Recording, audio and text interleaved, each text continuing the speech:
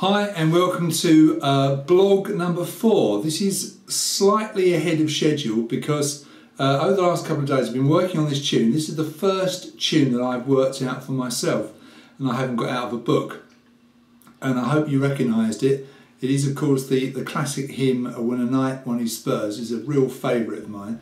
And I have done the left hand as well, but it's not ready for broadcast yet. So I've just simply played the right hand there. And I thought I'd talk that through a little bit.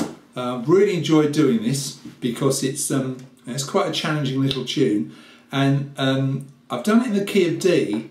I started doing it on the D row, this row here, but I really found out I'd got problems with bass chords, bass notes, and so I did something fairly unusual. So I started it on the G row.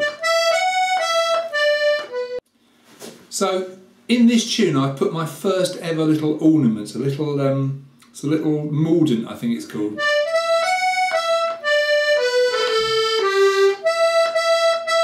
You probably spotted it there.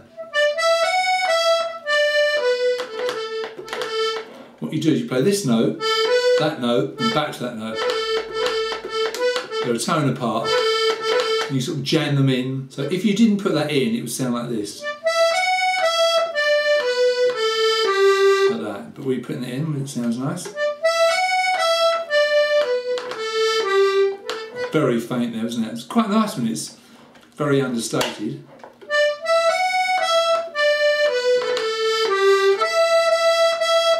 And of course I did a bit of row crossing there to get there, didn't I? So it's inevitable, I think, when you start a tune in the key of D on the G row.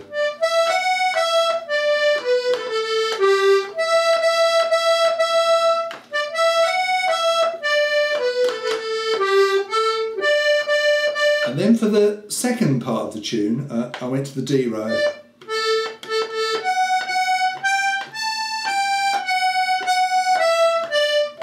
And played that in quite a strange way. It's fairly straightforward to start with on the D row. But then I come back, I cross over on the G row, pushing all the while. So, back to the D row, and then back to the same note I played on the G row with a pull. Then drop down, then cross row again, and cross row again. So a lot of crossing over there.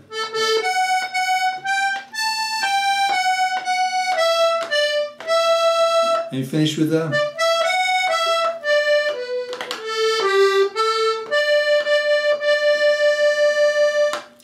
now you might ask me why I did it that way. It will make a lot more sense when I put the bass in on the next blog.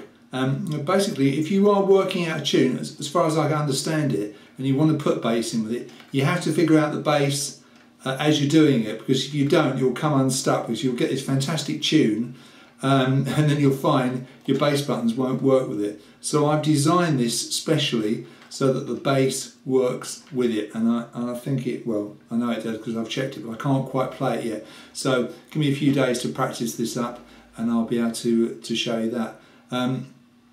The problem with the key that I'm playing it in, the key of D, is that I teach children in schools, and this is a rotten key for them to sing it in. So I've put out a plea for a G-C Melodeon. If you don't know what that is, well, this is a D-G, that's D, that's G, and a G-C, of course, has got this row as G, but obviously lower than it is on this row, and then this row is C, and so it'll be a much better key to play in. I'll play it in the key of G. It'll be exactly the same buttons, but it'll be in the key of G rather than the key of D that it is now, and that will work really well. So, and it's a good excuse to buy another Melodeon, of course, which we all want to do, don't we? So there we are, a fairly short blog this one, but I've sort of been quite excited about learning this tune, and so I thought I'd share this with you while I sort of got it. You know, it's like you practice something out and think, right, I'm going to record this while it's actually working. So I've managed to do that, and I had a very good take earlier on of this, and then my wife screamed, "Les, your dinner!" right in the middle of it.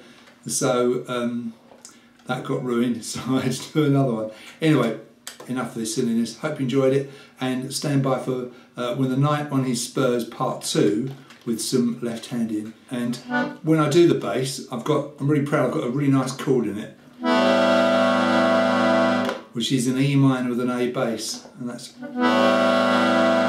and you'll see that crop up in the next video.